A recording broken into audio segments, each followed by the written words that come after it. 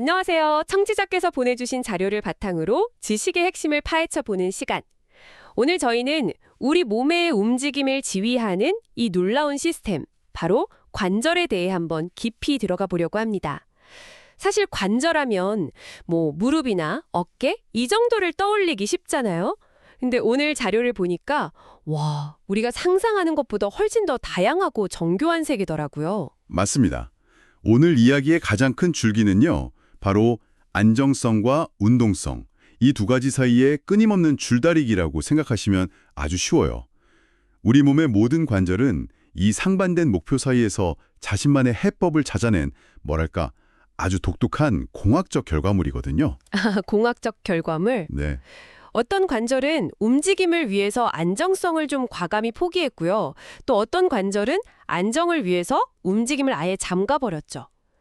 오늘 우리는 각 관절이 이 어려운 문제를 어떻게 풀어냈는지 그 설계의 비밀을 들여다볼 겁니다. 와, 안정성과 운동성 사이의 줄다리기라.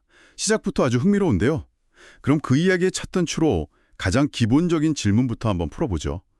자료에 나온 관절의 정의가 2개 이상의 뼈 또는 뼈와 연골이 만나는 부위인데 여기서 말하는 핵심 역할이 바로 그 안정성이랑 운동성이겠네요. 정확해요. 뼈대를 단단히 고정하는 안정성, 네, 그리고 팔다리를 움직이게 하는 운동성, 또 점프할 때 충격을 흡수하는 충격 분산까지 이 세 가지가 관절의 존재 이유인 거죠. 그리고 이 역할을 어떻게 수행하느냐에 따라서 관절을 크게 2가지 기준으로 나눠볼 수 있습니다.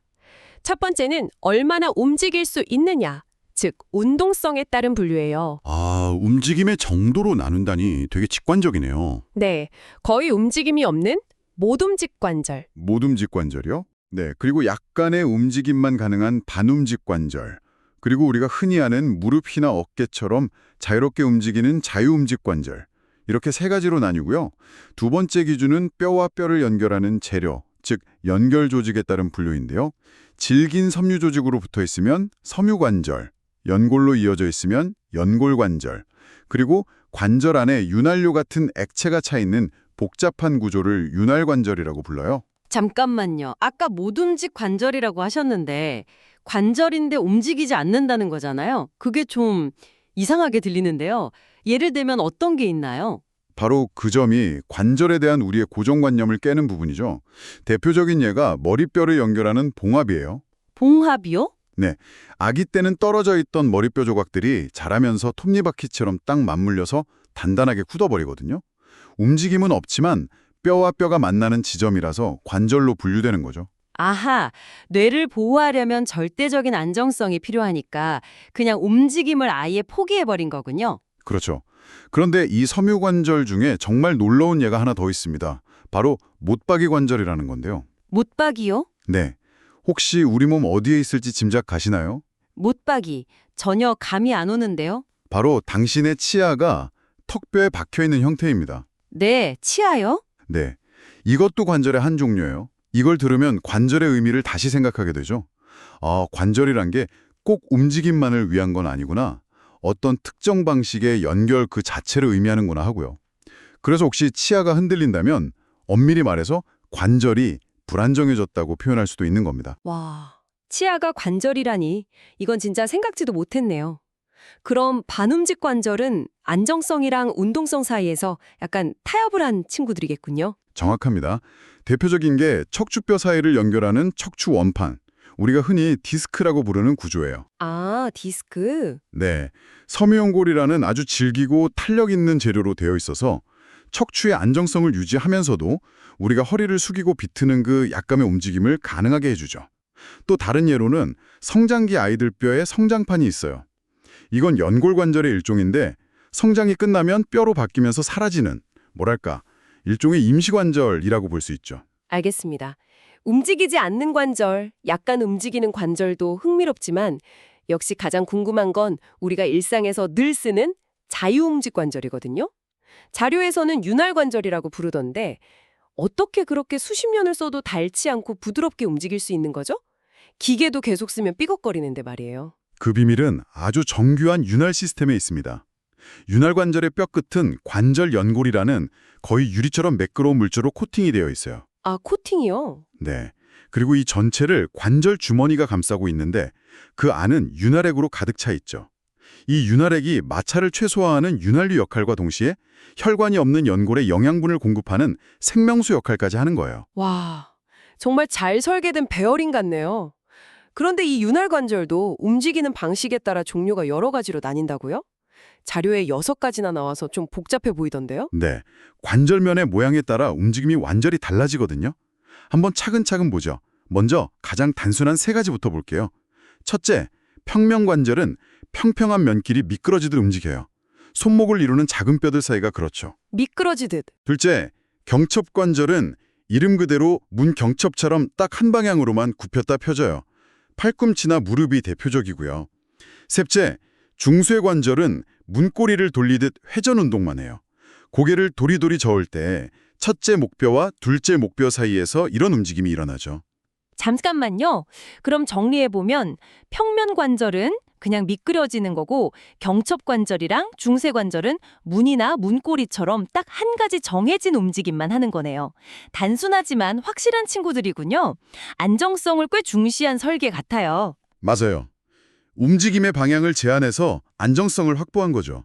이제부터는 조금 더 자유로운 운동성에 더 투자한 관절들입니다. 넷째, 타원 관절은 타원형의 볼록한 면과 오목한 면이 만나서 두 방향으로 움직여요. 손목을 앞뒤, 양옆으로 까딱거릴 수 있는 게 이 관절 덕분이죠. 아, 팔꿈치는 경첩이라 앞뒤로만 되는데 바로 그 아래 손목은 타원이라 좌우 움직임까지 추가되는 거군요. 그렇죠.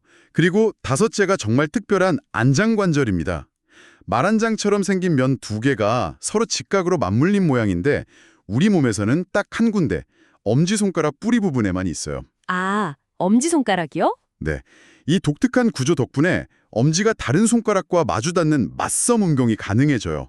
이게 인간이 도구를 정교하게 사용하는데 결정적인 역할을 했죠. 그 작은 관절 하나가 인류 문명의 열쇠였을 수도 있겠네요.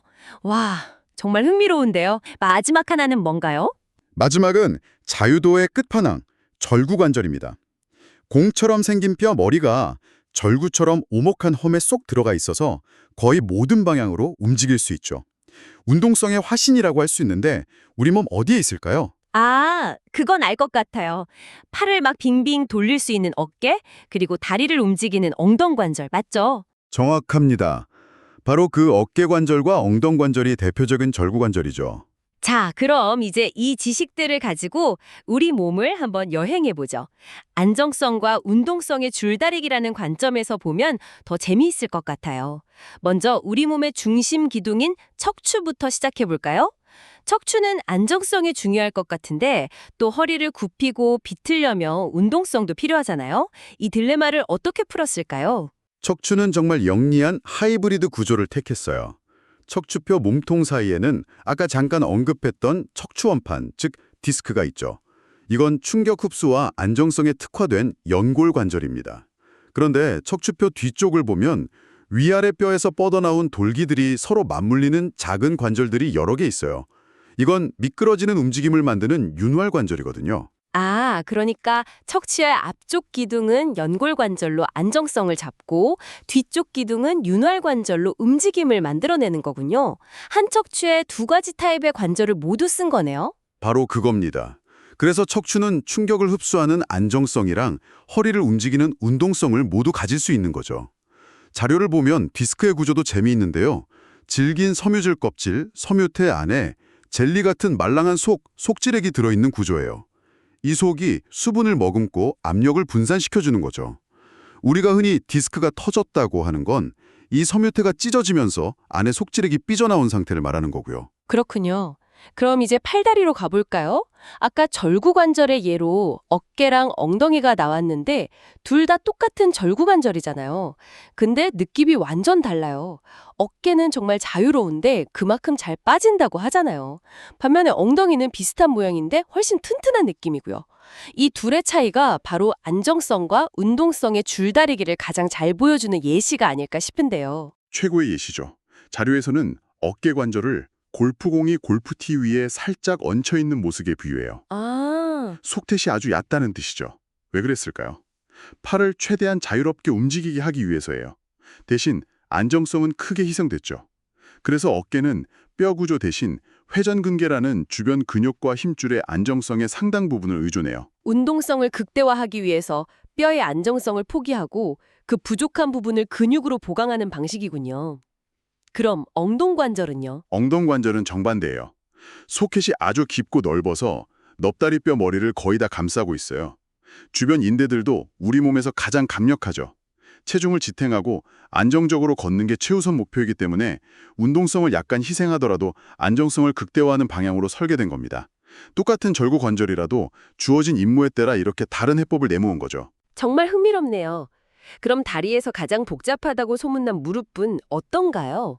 자료에서도 몸에서 가장 복잡한 관절이라고 표현했는데 무릎은 안정성과 운동성 사이에서 어떤 선택을 한 건가요? 무릎은 복잡한 타협을 선택했어요.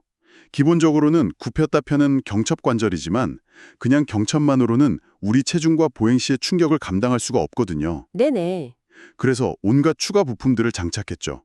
뼈 사이에 충격을 흡수하는 C자 모양의 연골판인 반달연골, 즉 메니스커스를 2개나 끼워 넣었고요.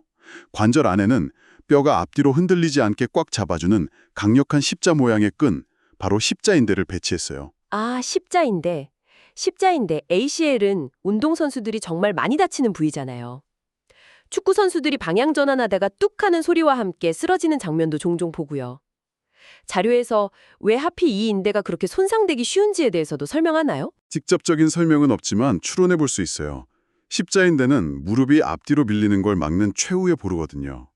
그런데 갑작스러운 방향 전환이나 정지 동작처럼 엄청난 회전력과 전단력이 무릎에 가해지면 근육이 미처 다 잡아주지 못한 힘을 이 작은 인대가 혼자 감당해야 하는 순간이 오는 거죠. 안정성을 위한 핵심 부품이지만 그 한계를 넘어서는 힘에는 취약할 수밖에 없는 거예요. 안정성을 위해 추가된 장치지만 역설적으로 그 부위가 가장 큰 약점이 될 수도 있다는 거네요. 마지막으로 발목과 발은 어떤가요? 제가 등산하다가 발목을 삐끗할 뻔한 적이 있는데 발이 순간적으로 이상하게 안으로 확 꺾이면서도 넘어지지 않게 버텨주더라고요. 이것도 관절의 신비인가요? 그거 아마 목말밑 관절이 제 역할을 톡톡히 해낸 걸 겁니다. 목말밑 관절이요? 네, 우리가 흔히 발목 관절이라고 부르는 건 주로 발을 위아래로 움직이는 경첩관절이고요. 그 바로 아래에 있는 목말밑 관절이라는 곳이 울퉁불퉁한 지면을 디딜 때 발바닥이 안쪽이나 바깥쪽으로 뒤집히는 움직임을 담당해요. 등산할 때처럼 불안정한 땅에서 균형을 잡는 핵심적인 역할을 하죠. 아마 청취자께서 경험하신 그 버텨주는 느낌이 바로 이 관절의 정교한 적응 능력 덕분일 가능성이 높습니다. 와, 제 몸속의 작은 관절 하나가 저를 구해준 거였군요. 오늘 정말 관절의 재발견이네요. 단순히 뼈를 잇는 부위라고만 생각했는데 안정성과 운동성이라는 두 가지 과제를 풀기 위한 우리 몸의 수억 년에 걸친 고민과 해법이 담겨 있는 곳이었어요. 맞습니다. 오늘 이야기를 한 문장으로 정리하면 결국 모든 관절은 기능이 형태를 결정한다는 명제를 증명하고 있는 셈이죠. 머리뼈처럼 절대적 안정이 필요하면 움직임을 없애고, 어깨처럼 극한의 움직임이 필요하면 안정을 희생하고, 척추처럼 둘 다 필요하면 하이브리드 구조를 만들고요. 각 관절의 모양과 구조는 그 역할에 완벽하게 맞춰진 결과물이라는 점을 기억하시면 좋겠습니다. 마지막으로 청취자께 생각해볼 만한 질문을 하나 던져드리며 마무리할까 합니다. 오늘 이야기 중에 인간의 손에만 있는 특별한 안장관절이 엄지손가락에 맞섬 운동을 가능하게 했다고 나왔잖아요. 우리가 지금 이 순간에도 스마트폰을 쥐고 스크롤하는 이 정교한 움직임, 펜을 잡고 글씨를 쓰는 능력, 나아가 도구를 사용해 문명을 이룩한 이 모든 것이 어쩌면 이 작은 관절 하나의 독특한 설계 덕분은 아니었을까요? 다음에 스마트폰을 손에 쥘 때 내 엄지손가락 뿌리에서 일어나는 이 특별한 움직임을 한번 가만히 느껴보시는 건 어떨까요? 우리 몸속에 숨겨진 진화의 걸작을 직접 체험하는 아주 흥미로운 순간이 될 겁니다.